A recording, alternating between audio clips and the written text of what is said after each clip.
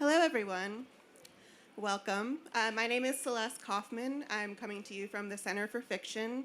We're in Brooklyn, downtown, right near BAM, if anyone's familiar. If you're not already familiar with us as an organization, we're the only literary nonprofit that focuses on the creation and enjoyment of fiction. We have a booth right over there if you want to come visit us later and learn more about us. We're thrilled to partner with the Schomburg Center to present Literary Monuments, Friendship, and Toni Morrison as part of our NEA Big Read of Beloved this year. The National Endowment for the Arts Big Read is a partnership between the NEA and Arts Midwest, created to support select nonprofit organizations around the country to host dynamic, community-wide reading programs, each designed around a single NEA Big Read title. When the Center for Fiction saw the list of titles for this year's Big Read included Toni Morrison's Beloved, the choice was easily made. I'm excited to learn more about this literary giant from this conversation. Now on to our guests. A.J. Verdelle is an award-winning author who will be discussing her new book, Miss Chloe, a memoir of a literary friendship with Toni Morrison. Joining her in conversation is Tiphanie Yanique, whose novel is the author of the novels Monster in the Middle and Land of Love and Drowning, which won our first Novel Prize in 2014. Please join me in welcoming AJ and Tiphanie.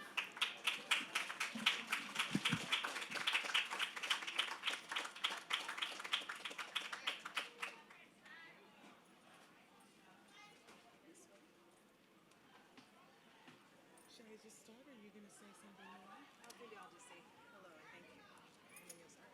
Okay. So where you be sitting? I'm going to sit here.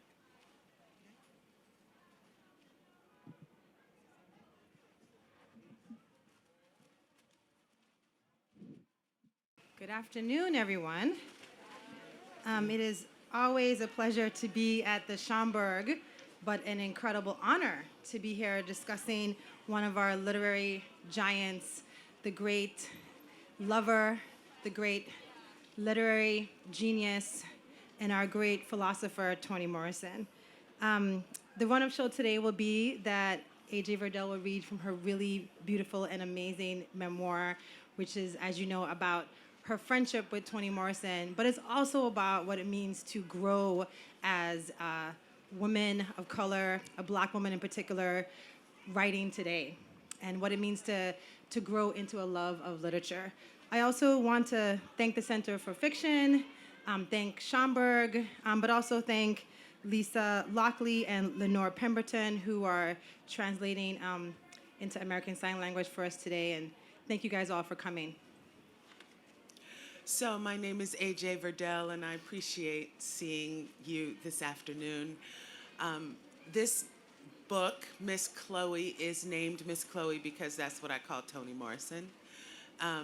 When I was a new writer, Toni Morrison had her assistant call me from where she worked in Princeton and invite me to come visit her in New York, which was a big shock to me. It was very exciting because she had noticed my book and called as a result of it. And so I went to New York, and I was all prepared. I was all dressed up, and I was all prepared for maybe it being a small party or, you know, a group of people. And I got there, and it was just me and Toni Morrison, and I was happy that I was prepared. I was happy I was dressed up.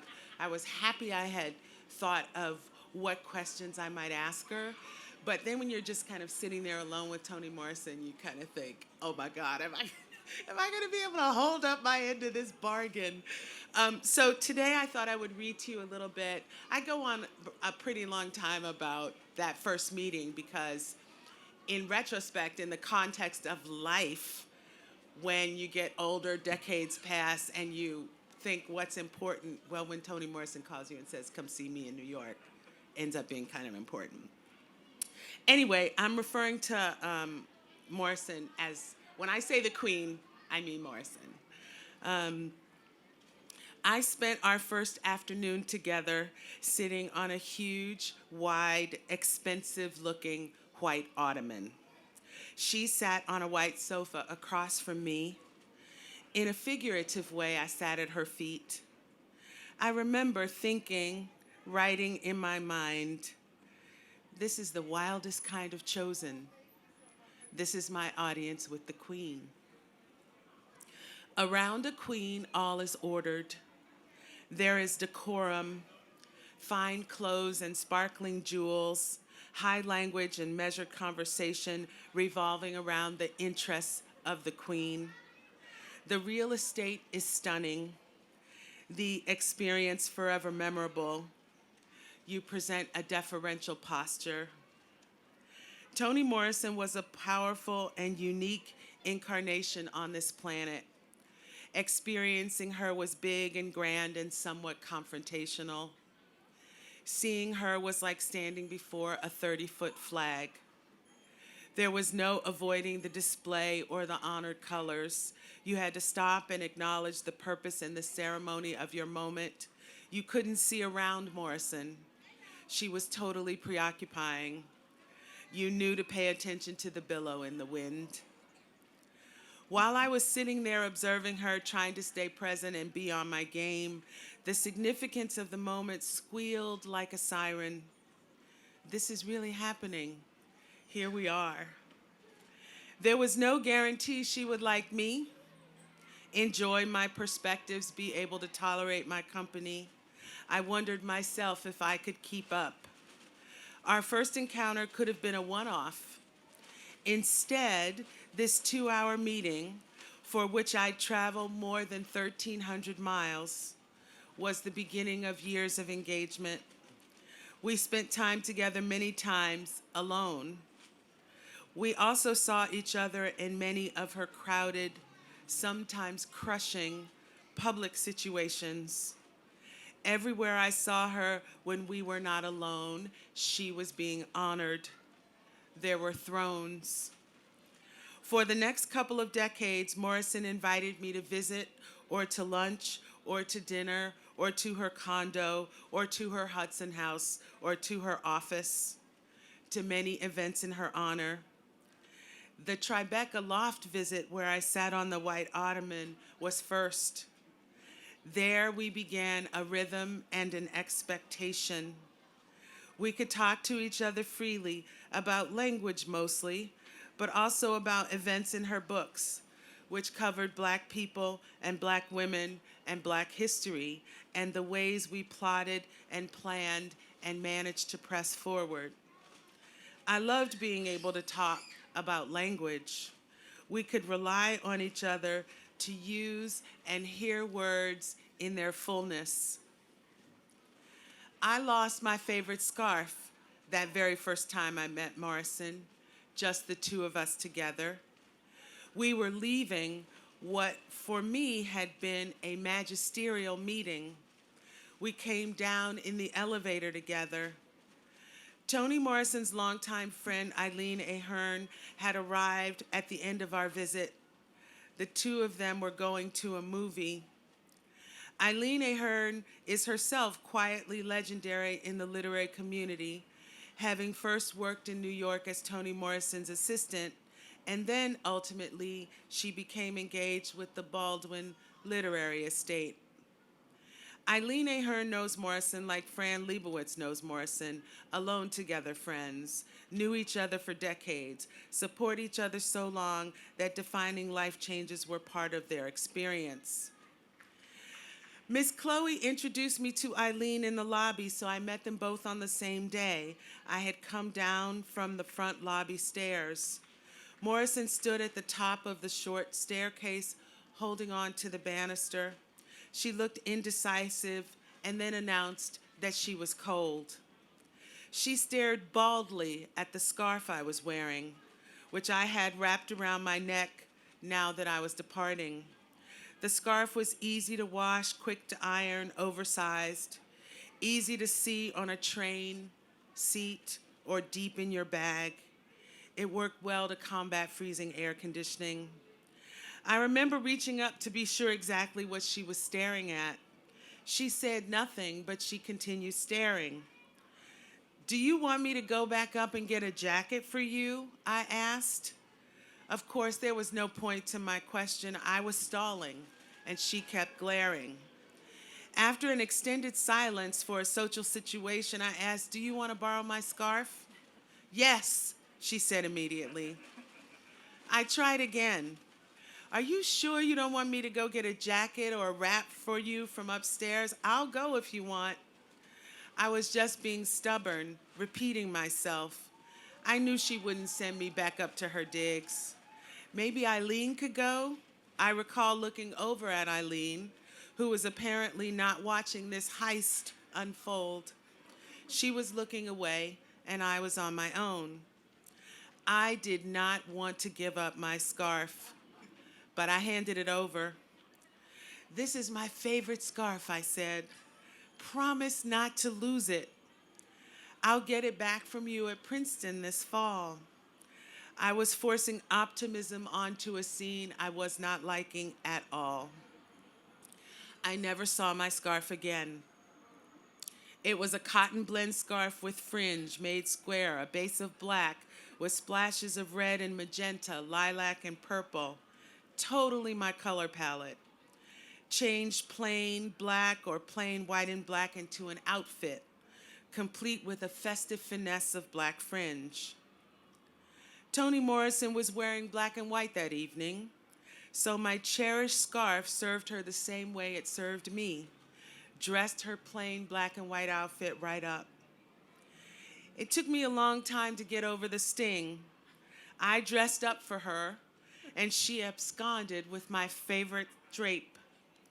I remember being cold riding Amtrak back to Washington. Usually I'd open my scarf, fold it in half, add another layer of heat, an added barrier, keeping the shivers away. Without speaking a word, she had dissembled my dress up. She had taken apart my New York City clothes.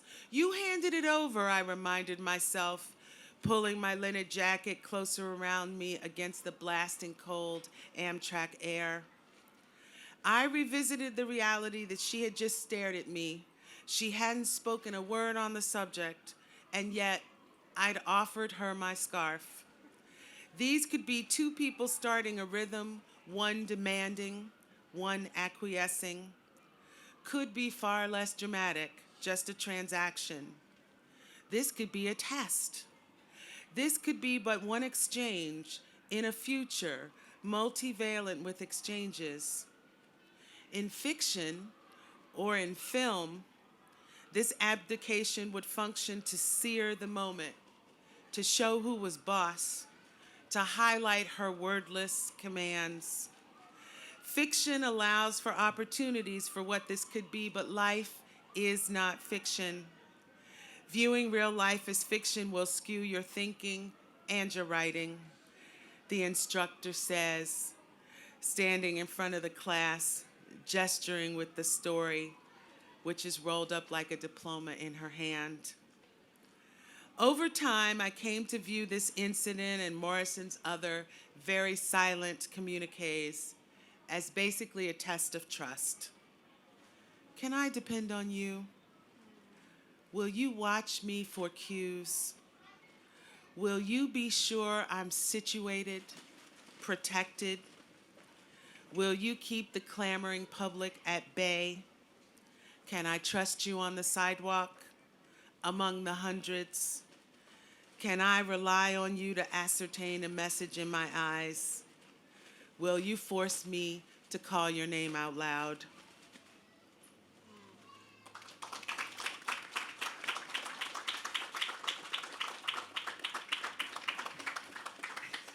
I love that you introduced your book to this crowd by talking about Toni Morrison jacking your scarf.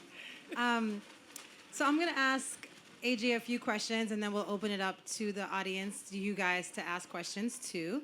And I'm going to actually start with the hardest question that I have, which is about the section in your book where you discuss realizing for the first time that Toni Morrison is a Catholic, and not only a Catholic, but a defiant, proud Catholic, and that her Catholicism and your resistance to Catholicism, for reasons that you outline in the book as well, caused a kind of, we might say, distancing between the two of you.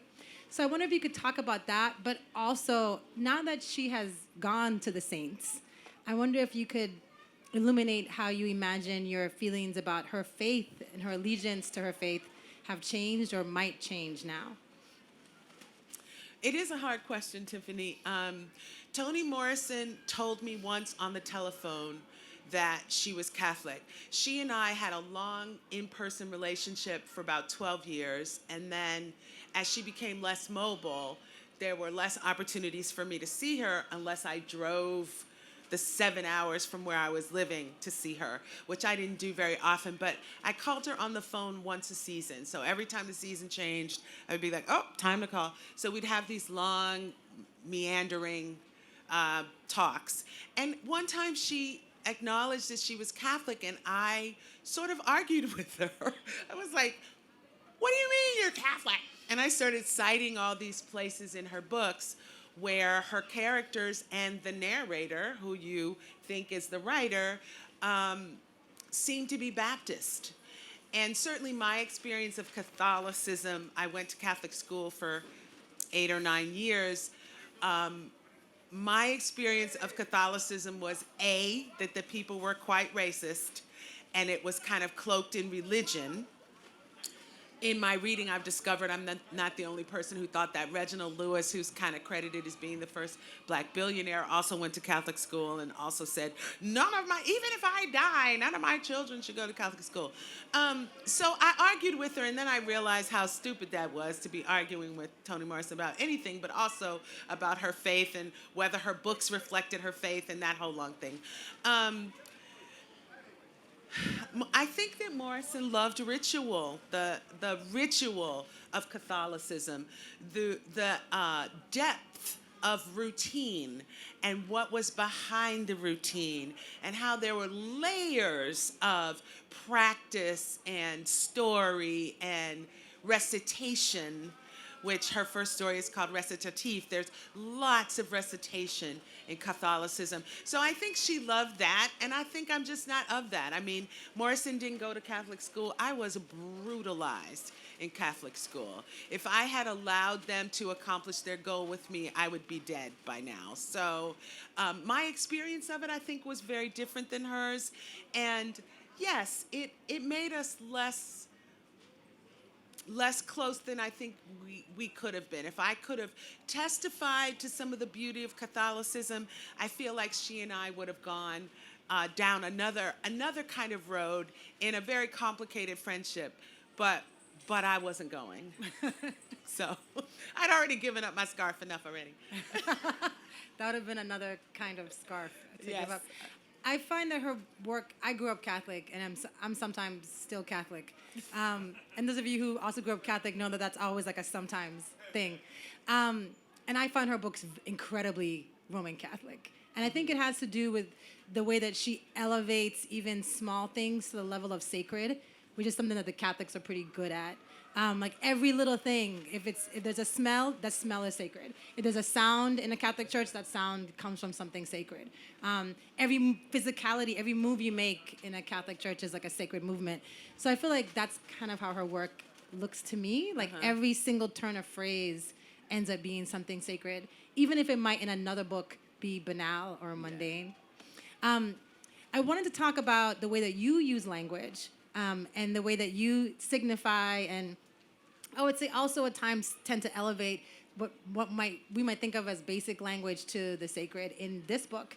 And I wondered if you got that from Morrison and where it came from. I was thinking about words where you don't even explain. There's one section where you say, I read Black literature looking for the mild child. And besides the fact that sounds poetic and dope, I was like, what does she mean, mild child? And you don't even explain.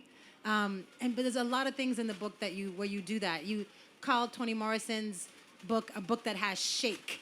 I was like, what does that mean? And I found that you were leaving that to me as a reader to figure out. But I wonder if you could talk more about that choice to use language in that kind of signifying way, and where it comes from in your work, and if Morrison was an influence. Well, Toni Morrison was an influence on me before I ever thought that I might become a writer. I basically grew up on Toni Morrison. My mother had Toni Morrison's books on her bookshelf.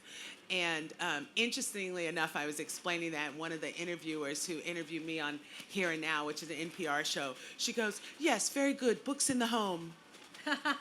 What? Because the reality is that if you have books in your household, you're more likely to read, and if you read, you're more likely to, achieve goals that require words. I care a lot about words, and I think Morrison, what you're calling Morrison making every little thing sacred and making that seem Catholic, was, to me, her work on language. And I am just as sort of genuflecting in front of language as I experience Morrison to do. Yes, some language has shake, right? If I say you look dope, I don't mean exactly what dope means. All slang has shake, meaning it means a couple of things at once. And in writing, we are often struggling between wanting to have multiple meanings, because if you just write straight, if everything means only what it means, then you're not really exploring language, right? But also, that's how you get symbolism, that's how you get metaphor. So yes, I want you to think about the mild child. I want people to register that in Toni Morrison's works, there are extreme kids, there are docile kids, and then there are mild children who kind of go unnoticed in the middle, which is where I always place myself. I do consider that Morrison has been a big influence on me, mostly because of her acknowledging, speaking of making everything sacred, acknowledging that our invisible lives, the way I feel that most people don't know how Black people live in this country, those invisible lives are real and important and dramatic and significant and have as much motion and undulation and drama as anybody else's life. Good. I have another question that has to do with influence and the way in which we learn from other people. A lot of your book, Miss Chloe, is also about teaching. And I know we say things in our communities like education is so important, and that's there in your book as well. But the actual act of teaching, of being a teacher, is a big part of what you argue for in this book, and it's also in your bio, and it's something that when I hear people talk about you, they talk about you in this way as a teacher. So I wonder if you could talk about the importance, not just of the reading and like the learning, but actually of the teaching to literature, but also in your relationship with Morrison. Yeah, well, I think I approached Toni Morrison before I realized especially how familiar we would become. I approached her like she was teaching me all the time, because she was modeling things, she was saying amazing things. I mean, she was able to speak briefly and cogently and stingingly quickly and to lots of people. I talk in this book about the first time I ever saw her, which was years before I actually met her in person.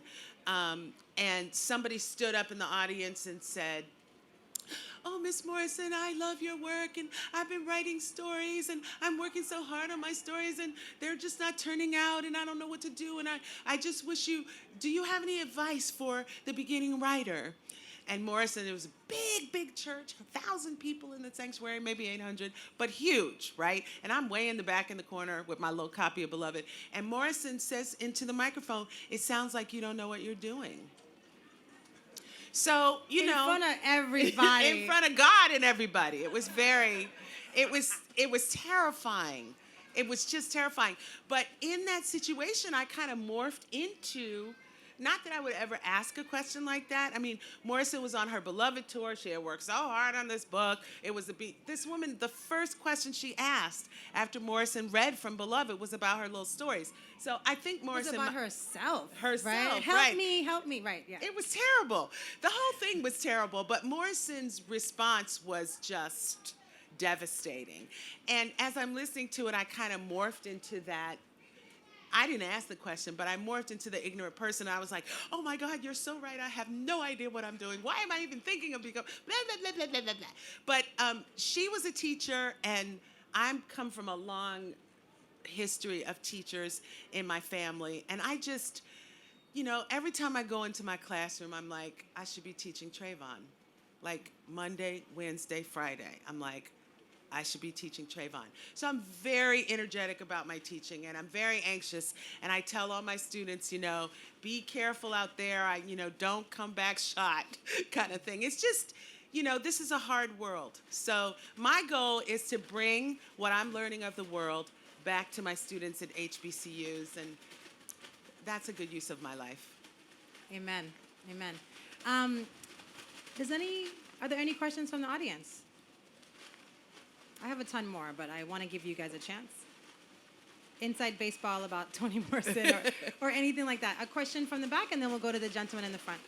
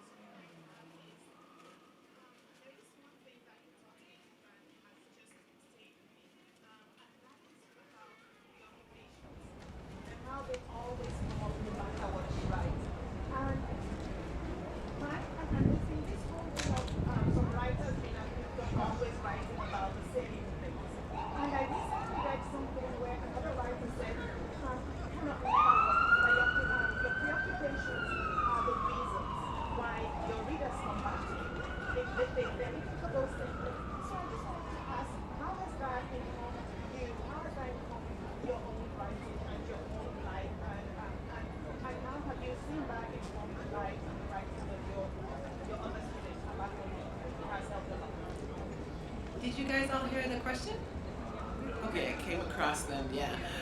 Basically, I have this idea, and it's not completely original. We all talk about it in various ways, but when we are writing about things that we are carrying around all the time, right? So we are writing about how our society affects us, or how we separated from our mother, or how we reconnected with our sister, or the things that we worry about, our preoccupations, they travel with us. Tennessee Williams described this as the emotional terrain is always true. So basically, even though you're a fiction writer, you're inventing, but you're inventing to illustrate an emotional truth that, to the extent you can articulate it, you can do better work. If you can only articulate what you're inventing, sometimes the foundation is wobbly. So it's important to examine and to really churn what it is you're writing about. So for example, Morrison did write about religion. Morrison wrote about interiors. Morrison wrote about children. Morrison wrote about mothering. These were things that she was kind of preoccupied with.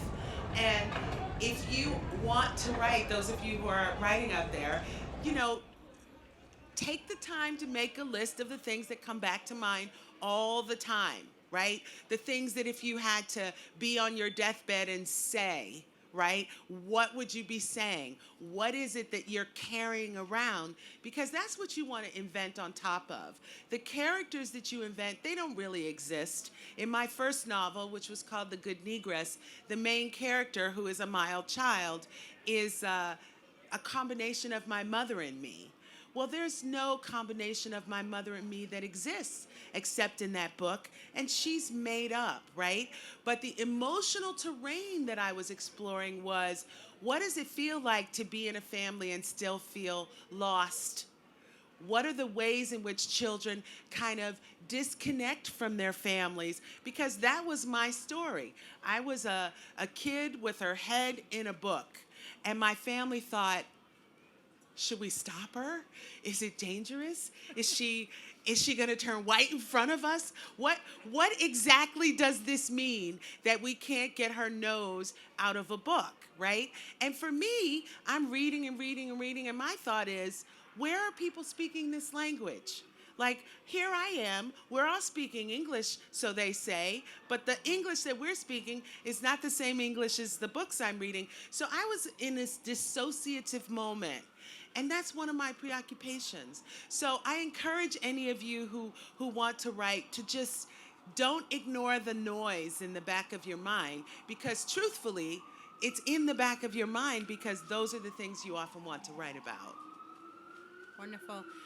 For the recording, I'm just going to repeat the question. And the question was from one of your students about the things that you taught her and your students in the past and now about the importance of preoccupations, but also this sort of anxiety that maybe preoccupations might be bad, we shouldn't write about the same thing all the time, but there's also this revelation that sometimes our readers come back to us because of our investment in our preoccupations. I thought that was a great question.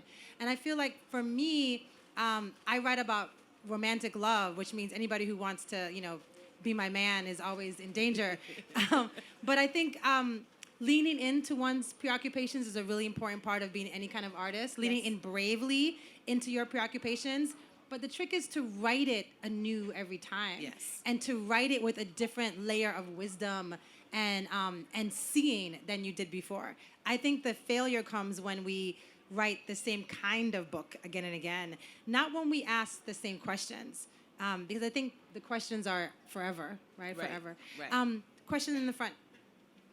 Hi, first of all, thank you for coming to talk to us today. I was wondering while you were talking and you were telling us about how you developed your relationship with Toni Morrison, like your in-person friendship, but also about how she influenced on you long before you ever met her, long before you started writing.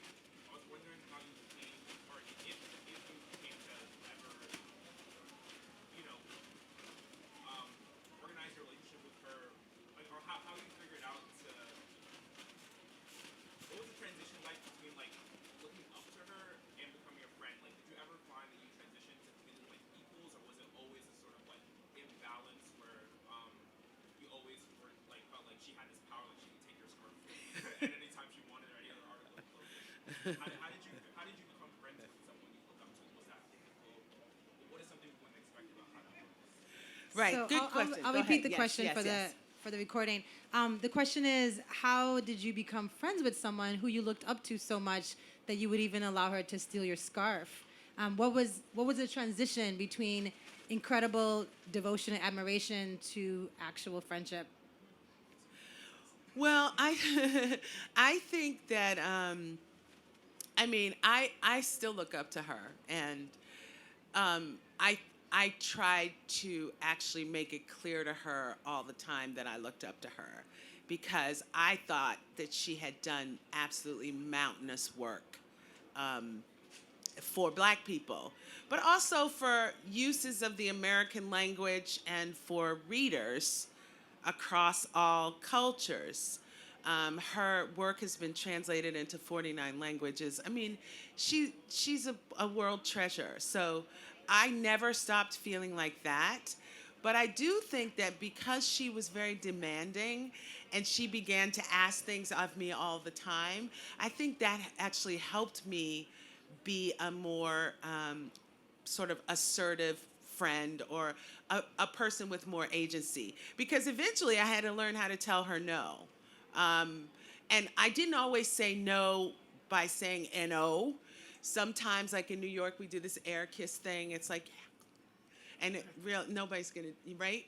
So I learned to do that. I tell us one of the quick stories that I tell in this book is about once she asked me to come up to where she lived in upstate New York, and she said, "I want you to wash my hair."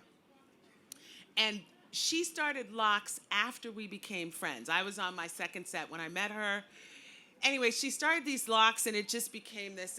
It's an art, artists who do her, they do the hair first, and then they put her hair just became this big. So anyway, she knew that I knew how to care for locks. She was inviting me to come and wash her hair. And I was like, oh, okay. And so we started planning and talking about when and dates. And as I was talking to her, I had this vision, right? And when you're a writer, you get visions, and this is how you write your scenes, right? I had this vision that I put my hands to wash her hair, and when I took them out, all my fingers were gone. Like my hands were just stumps. The story's in the book. Anyway, when I pull, and I'm on the phone, it's not like I'm trying to invent a scene. It's just what I thought would happen. And I was like, oh yeah, let's do this in September, right? Because I don't know what and this is what shake means really, right? It's a vision. What does it mean? You might say it means one thing. Tiffany might suggest another thing. But the reality is, if your hands go in hands and they come out stumps, there's a problem. So I decided I wasn't going to go wash her hair because I didn't want to find out, how true that vision might be. So I think I learned to just sort of inject my own persona into the process, and I started asking her a lot more pointed questions that were of interest to me, and you just try to learn to be yourself. And I don't have that problem. I mean, I'm a teacher, I'm a mother.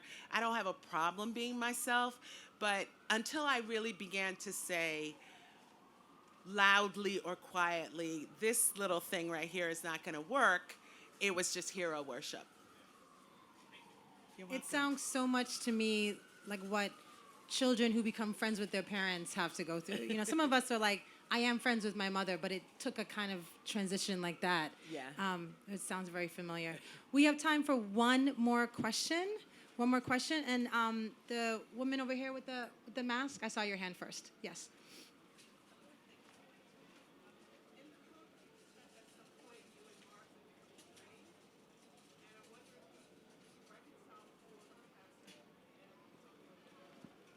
So the question is, at one point in the book, AJ reveals that she and Morrison became estranged, and our audience member wants to know if they reconciled before Morrison passed, and if so or if not, what was that like?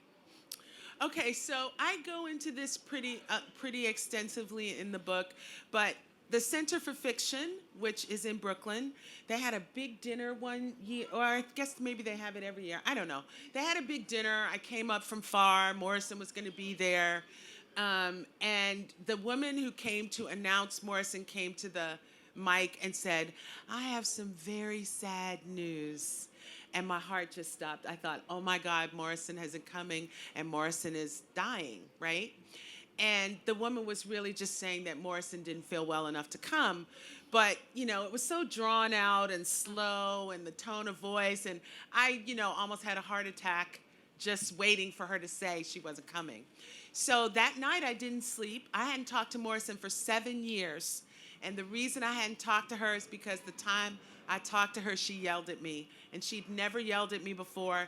And I didn't really feel like I could take Toni Morrison yelling at me. And she was yelling at me because she was like, you need to be publishing. Why aren't you publishing? I'm quiet relative to how she was. And I was like, oh my God, Toni Morrison is yelling at me, oh my God. So anyway, when I got off the phone, I just was like, well, I'm not publishing, so I'm not going to call her back till I publish. And it didn't happen.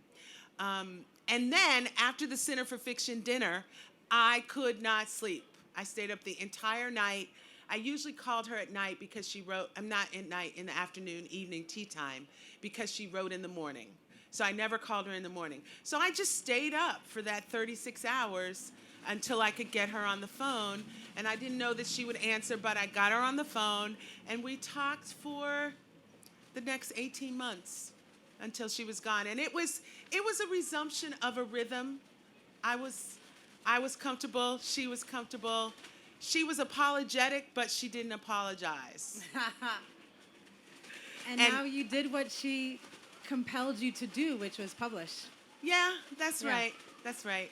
She was over my head the whole time I was writing this, and I kept thinking, should I do this? Should I do this? Is this a good idea? Should I do this? And then finally I woke up one day and she was like, yes. How many times do I have to fucking reach for you? So I was like, okay. I'm talking to you from the dead. Come yes, on. That's right. Give me a break. Thank you so much. It's Thank you. been quite a pleasure. Thank you, guys. Thank you for coming.